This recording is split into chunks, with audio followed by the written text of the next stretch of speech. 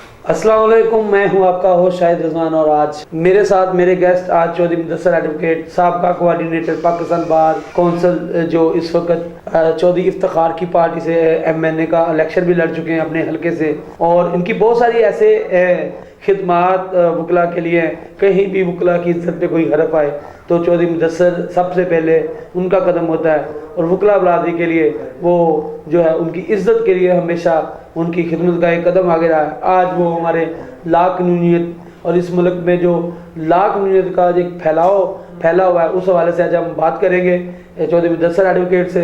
और इसी के साथ हमारे साथ यंग वकला मुश्तबा हैदर भी आज हमारे साथ मौजूद है, वो भी मेरे प्रोग्राम का आज हिस्सा होंगे। आज हम उनसे भी बड़ी मज़े की करारी बातें करेंगे और सबसे जो अहम बात है वो ला कानूनियत के हवाले से चौधरी मुदस्सर आज हमारे चीफ गेस्ट है मेरे प्रोग्राम के और आज उनको मैंने खुसूसन दावत दी है ला कानूनियत के हवाले से। जिस तरह इस मुल्क में जो है दिन ब दिन कब्ज़ा माफिया ला कानूनियत का जो फैलाव है वो तेज़ी से बढ़ रहा है। जिस तरह से हमारी हुकूमत हमारे वज़ीर आज़म ने कब्ज़ा माफिया के ख़िलाफ़ सख्त एक्शन होगा, लेकिन एक्शन तो नहीं हो रहा, लेकिन सख्त की बजाय जो है नरमी बढ़ती जा रही है और कब्ज़ा माफिया जो है पहले से ज़्यादा मुतरक हो चुका है। और हम बात करेंगे आज चौधरी मुदस्सर से, वो अपने ख्यालात का इज़हार करें और हमें ला कानूनियत के हवाले से आज आगाही दें और कानून इस बारे में क्या कहता है आज हम उनसे जानते हैं। जी बिस्मिल्लाहिर्रहमानिर्रहीम। शाहिद रिजवान साहब आपका बहुत शुक्रिया।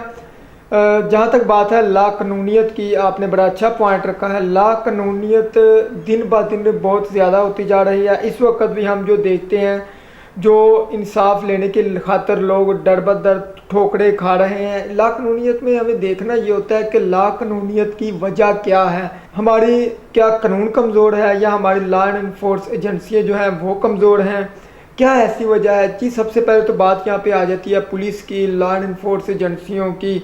अगर बर वक्त हर चीज़ के ऊपर या हर कानून हरकत में आ जाए, जहाँ भी किसी किस्म की कोई गैर कानूनी हरकत होती है, कब्ज़ा माफिया ये जो भी है, इनके बड़े खूबसूरत कानून बने हुए हैं और हमारी किताबों में लिखे हुए हैं, लेकिन वो सिर्फ किताबों की शक्ल में लिखे ही हुए हैं। उनके ऊपर अमल दरामद होने की जहाँ तक बात है, अमल दरामद होता नज़र नहीं आ रहा। गवर्नमेंट भी या कमज़ोर है, लॉ एंड इन्फोर्स एजेंसियाँ कमज़ोर हैं। क्या ऐसी वजह है? सबसे पहले सिर्फ पुलिस को ठीक कर रही है। हमारे पुलिस निज़ाम उसमें बड़ा ज़्यादा झोल है। पुलिस निज़ाम को ठीक कर लिया जाए तो मेरा ख्याल है कि ला कानूनियत भी ख़त्म हो सकती है। और पुलिस निज़ाम को लिए एक डिज़ाइन करना चाहिए कि पुलिस निज़ाम किस तरह का होना चाहिए। अगर पुलिस किसी इंसान की बात नहीं सुनती तो उसके अलावा उसके ऊपर क्या होना चाहिए, वो फौरी तौर पे रद्द-ए-अमल उसका वापस आना चाहिए। उनके पुलिस में जो लोग हैं, जिस भी महकमे में जो लोग रिश्वत लेते हैं, रिश्वत खाते हैं, उनके ऊपर कानून होना चाहिए। कानून मौजूद है लेकिन कानून के ऊपर अमल दरामद भी होना चाहिए और सख्त से सख्त सज़ा लाजमी तौर पे होनी चाहिए। जी तो साहब आपने बड़ी प्यारी बात की। आपने कहा कि जो कानून की किताबें जो हैं वो बना दी जाती हैं लेकिन उन पर इम्प्लीमेंट नहीं होता और ला कानूनियत जो है, आपकी बात ठीक है कि बिल्कुल जो ला कानूनियत है वो उसको रोकने के लिए उस पर फौरी तौर पे जो है इक़दाम किए गए। जो साहब एक और बड़ी अहम बात कि कुछ ही दिन पहले जो है हमारे सहाफ़ी भाइयों पे जो है झूठी FIR काटी गई और उन पे जो है बल्कि कब्ज़ा माफिया ने उनके घरों पे कब्ज़ा भी किया हुआ था और कब्ज़ा करके भी उन पे जो है वो झूठी FIR काटी गई। एक दोस्त है हमारे नाज़िम अली नाज़िम साहब, उन पर भी जो है जाली सहाफ़ी का जो है ना वो जो है पर्चा काट दिया गया, उन पर मुकदमा दर्ज कर दिया गया, FIR दर्ज कर दी कि ये जो है जाली सहाफ़ी है। लेकिन एक अदारे ने उसको वेरीफाई कर दिया था और अदारे ने उसकी बाकायदा तस्दीक कर दी थी कि नाज़िम अली नाज़िम हमारे जो है वो अदारे से अटैच है। लेकिन जब FIR जब देते हैं, जब पुलिस काम आला काम के पास जब आपके पास एप्लीकेशन आती है, वो आपकी बात सुनते हैं, बात सुनने के बाद फिर आपकी FIR काटी जाती है। क्या जब उन्होंने नाज़िम अली नाज़िम को बुलाया, उनसे पूछ के कहा कि आपके पास क्या प्रूफ है कि आप एक सहाफ़ी हैं, वो एक प्रेस क्लब चला रहे हैं, मुख्तलिफ जब प्रेस कम्यूनिटी की कोई एहतजाज होता है नाज़िम अली नाज़िम सबसे पहले होता है। लेकिन बात वही आ जाती है ला कानूनियत की, कानून को किस तरह से अमल में कानून को किस तरह से जो है लॉ एंड ऑर्डर पे जो है ना लाया जा सके, किस तरह से जो कानून की जो धज्जियाँ उड़ा देते हैं, जो कानून के जो अहकामात हैं वो हवा में उड़ा देते हैं, किस तरह से उनको जो है उन पे जो है ना ला कानूनियत जो है वो मुकदमा दर्ज किया जाए, वो भी जिन्होंने झूठी FIR दी है। इस हवाले से भी ज़रा मुझे जो साहब आज ज़रा थोड़ा सा बता दें कि जब आप पे FIR कर दी, आपकी अदालत जो है उसको ज़मानत पे रिहा कर देती है, फिर उसके बाद जो है कानून क्या कहता है और कानून पे क्या इम्प्लीमेंट होना चाहिए? देखिए सर, जो बात आप करते हैं कि FIR से पहले पार्टी को सुना गया या उनको सुना नहीं गया, मैं आपको कानून बता दूं। CRPC ज़ाब्ता फौजदारी जिसको कहते हैं, उसका सेक्शन 154 ये कहता है कि किसी के ऊपर भी FIR करने से पहले उसको सुनना बिल्कुल ज़रूरी नहीं है, बल्कि जब भी कोई कोग्निजेबल ऑफेंस मेड आउट होता है तो फौरी तौर के ऊपर उसके ऊपर FIR दर्ज कर दी जाए। अब FIR दर्ज करने का मतलब ये नहीं है कि ये बंदा मुजरिम ही है। FIR होती है फर्स्ट इंफॉर्मेशन रिपोर्ट।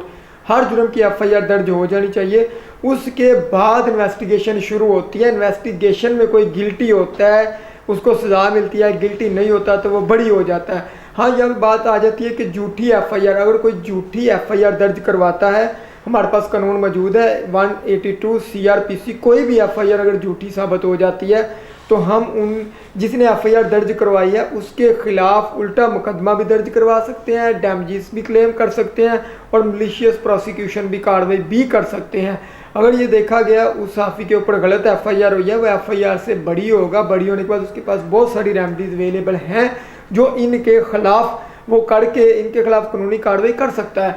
जब तक बात है कि पुलिस वाले बात नहीं सुनते या उनकी झूठी FIR दर्ज करते हैं, पुलिस वाले अगर कोई इलीगल काम करते हैं, आपके पास अवेलेबल है SP डिसिप्लिन है, SP कंप्लेंट है, CCPO लाहौर है, आप किसी के भी खिलाफ FIR उनके खिलाफ कंप्लेन के लिए अपनी सुनवाई कर सकते हैं। बल्कि आजकल तो 8787 की जो सर्विस है वो अवेलेबल है, वहाँ पे फ़ोन करके आप बता सकते हैं कि ये पुलिस वाला है, ये मसला है, उनके पुलिस वालों के खिलाफ कार्रवाई हो जाती है। जी तो साहब, आपने बताया कि 182 के जो है ना, अब जब आपके खिलाफ झूठी FIR हो जाती है तो आप 182 जो है उस कानून को जो है उसको मद्देनजर रखते हुए आप जो है जिन्होंने आपके खिलाफ ये काम किया है उन पर 182 रखती है। ठीक है जो साहब, आपकी इन्फॉर्मेशन ठीक है और हमें भी यही चाहिए कि हम कानून की पासदारी करें और कानून को जो है उसके मुताबिक जो है ना चलें और फिर हमारी जीत होती है। लेकिन जो सब बात वही आ जाती है कि एक झूठी FIR देना, लेकिन क्या आपको पुलिस वाले बुलाते हैं बाकायदा? पहले ये होता था एक एप्लीकेशन पे जो है ना वो बंदे को बिठा लेते थे, उसको बिठाने के बाद वो सच्चा झूठा एप्लीकेशन पे जो है ना उसका फैसला हो जाता है। लेकिन आजकल जो है वो 1 दफ़ा 2 दफ़ा 3 दफ़ा बुला के फिर वो जो है SP DSP SHO 3 जगह पे उनको लीगल पॉइंट्स लेके फिर उस पर FIR दर्ज होती है, क्या ये बंदा आया नहीं आया, इसने जवाब दिया नहीं दिया। लेकिन नाज़म अली नाज़म के साथ ऐसा नहीं हुआ, उनको बुलाया गया, बुलाने के बाद उनको बोला जी आप पे FIR हो गई है। तो क्या ये इक़दाम अच्छा है? और इस बारे में ज़रा थोड़ा सा हमें राय दीजिए कि कल को कोई भी बंदा जो है उसको आप बुला के इस तरह FIR दे दें कि आप किसी इदारे से मुंसलिक नहीं, चाहे वो अदारा अगर उसकी वेरीफाई कर देता है, तो इस बारे में भी थोड़ा सा हमें आगाह कीजिए। देखिए, जिस तरह आपने बताया कि पुलिस वाले जब कोई एप्लीकेशन जाती है पार्टीज़ को बुलाते हैं, सुनते हैं, 1 मरतबा नहीं, 2 मरतबा नहीं, 3 मरतबा नहीं, ये सारे का सारा प्रोसीजर ही इलीगल है। अगर कानूनी तौर पे देखा जाए तो कानून ये कहता है कोई भी FIR जैसे ही किसी पुलिस स्टेशन में जाती है, SHO देखता है इसके ऊपर कोई ऑफेंस बनता है, कोग्निजेबल ऑफेंस बनता है, तो फौरी तौर पे उसके ऊपर FIR दर्ज हो जाती है। अगर वो पार्टी को बुलाते हैं, सुनते हैं, ये प्रोसीजर है ही नहीं है, ये इलीगल प्रोसीजर है। अगर वो करती है तो ये इलीगल है। इसके ऊपर जो भी FIR जो भी एप्लीकेशन जाती है, ऑफेंस मेड आउट होता है कोग्निजेबल पुलिस, तो वो साथ ही FIR दर्ज कर देती हैं। जब आप ये कह रहे हैं कि उनके ऊपर झूठा इल्ज़ाम लगा है, हमारे पास 2-3 रेमडीज अवेलेबल हैं। वो हाई कोर्ट रिट में भी जा सकते हैं, क्वैशमेंट ऑफ FIR, जिसमें FIR सिरे से ही ख़त्म हो जाएगी। अपनी बेल करवाएं, अपनी ज़मानत करवाएं, अगर ट्रायल भुगतना है तो ट्रायल कोर्ट में चले जाएं, वहाँ पे अपने सारे सबूत दें, कोर्ट इसको बरी कर देगी। फिर उल्टा उनके खिलाफ ये प्रोसीडिंग स्टार्ट कर दे, डैमेजेस का दावा करें, मलिशियस प्रोसिक्यूशन की कार्रवाई करें, 182 CRPC के तहत कार्रवाई करें। आपके पास राइट अवेलेबल है, आपके पास रेमेडी अवेलेबल है। जी जो साहब, बहुत शुक्रिया, आज आपने जो है हमें लॉ कानून के बारे में आगाह किया और हम आपके शुक्रगुजार हैं। आज मेरे प्रोग्राम में तशरीफ है जो साहब के साथ जो है लॉ कानून का जो प्रोग्राम है हमारा जारी सारी रहेगा। जो साहब हमारे मेहमान होंगे, आप भी इनसे कोई मशवरा लेना चाहें तो ले सकते हैं। इनका नंबर हमारी TV स्क्रीन पे चल रहा है। और जो साहब जो हैं गरीब के लिए और जो मुस्तहिक लोग हैं उनके लिए जो मुकदमा ये हमारे प्लेटफॉर्म से फ्री लड़ेंगे और ये हमारे लीगल एडवाइज़र भी हैं। और इंशाल्लाह इनके जो मुशावरात, कानूनी मुशावरात हैं, वो हमारी पर्दा स्क्रीन पर चलती रहेंगी। कोई भी अगर आपके साथ मसला है तो अभी हमें हमारे ऑफिस PTCL नंबर हमारा चल रहा है, हमारे इंचार्जमंद का नंबर चल रहा है, हमारे अदारे का नंबर चल रहा है, तो आप उस पर कॉल सकते हैं। चौधरी मुदस्सर एडवोकेट का डायरेक्ट नंबर चल रहा है, आप उस पर भी इनसे कॉल करके कानूनी मशवरा ले सकते हैं। कोई भी आपके साथ अगर मसला हो जाता है और कोई मसाइल हो जाता है तो हमेशा 24 घंटे जो है चौधरी मुदस्सर साहब आपके साथ ऑनलाइन है, हमारा अदारा आपके साथ ऑनलाइन है। और हम बात करेंगे मुश्तबा हैदर से, वो भी हमारे आज गेस्ट हैं, हम उनसे भी जानेंगे, उनसे आज मीठी मीठी प्यारी प्यारी बातें होंगी। वो यंग वकील है, उन्होंने अभी वकील बनने के लिए अपना पहला स्टेप जो है वो रख दिया, प्रैक्टिस शुरू कर दी है, साथ साथ अपनी स्टडी भी जारी रखी हुई है। हम उनसे जानते हैं आज के कुछ वो भी अपने तजर्बे से हमें अपनी किस तरह से उनका वकील बनने की ख्वाहिश पैदा हुई, किस तरह से वो इस शोबे को चुना और आगे जाके क्या वो भी चौधरी मुदस्सर की तरह अवाम की खिदमत करेंगे, अपने वकला भाई की खिदमत करेंगे। जिस तरह से आप ख़त्म नबूवत पे बहुत बड़ी इशू उठे थे, तो चौधरी मुदस्सर और चौधरी मुस्तफ़ा साहब ने जो है बड़ा अच्छा काम किया और ख़त्म नबूवत के हवाले से उन्होंने जो भी अपनी खिदमात दी वो फीस सबीलिल्लाह दी। और हम आज मुश्तबा हैदर से भी बात करेंगे, क्या आप भी इसी तरह जो है वकील बनकर गरीब अवाम के काम आएंगे और हक सच की बात करेंगे, हक के लिए लड़ेंगे। जी हम बात करेंगे आज, ज़ाहिर ख्याल करेंगे हमारे साथ मुश्तबा हैदर। शाहिद भाई बहुत शुक्रिया आपका, आपने हमें अपने कीमती वक्त से टाइम दिया। मुदस्सर भाई का बहुत शुक्रिया जिन्होंने हमारे यंग वकला को सिखाने का मौका दिया और हम उनका बहुत शुक्रगुजार करते हैं। और दूसरा शाहिद भाई आपने हमें बोलने का पॉइंट ऑफ व्यू देने का मौका दिया, आपका भी बहुत बहुत शुक्रिया। शाहिद भाई बात फिर यही है कि वकील जो हमारा मुल्क है पाकिस्तान है और हमारे वकला जिन्होंने इस मुल्क के लिए बहुत सी कुर्बानियाँ दी हैं, कायद आज़म की एग्जांपल हमारे सामने है। मैंने भी उनसे इंस्पायर होकर इस प्रोफेशन को चूज़ किया। अब मसला ये आता है कि हमारे यंग वकला को क्या मसाइल पेश आते हैं, मद्देनज़र रखने चाहिए हमारी बार को, हमारी हुक्मरानों को उसके ऊपर, ताकि इस मुल्क के लिए वकला बरादरी, यंग वकला स्पेशली तौर पे मुल्क के लिए कुछ कोशिशें कर सकें, लोगों को इंसाफ पहुंचाने के लिए, लोगों को फैसिलिटेट करने के लिए। और शायद भाई ये भी बात है कि हमने अगर कोट पहना है तो सच के लिए पहना है कि ताकि लोगों को इंसाफ दिलवा सकें।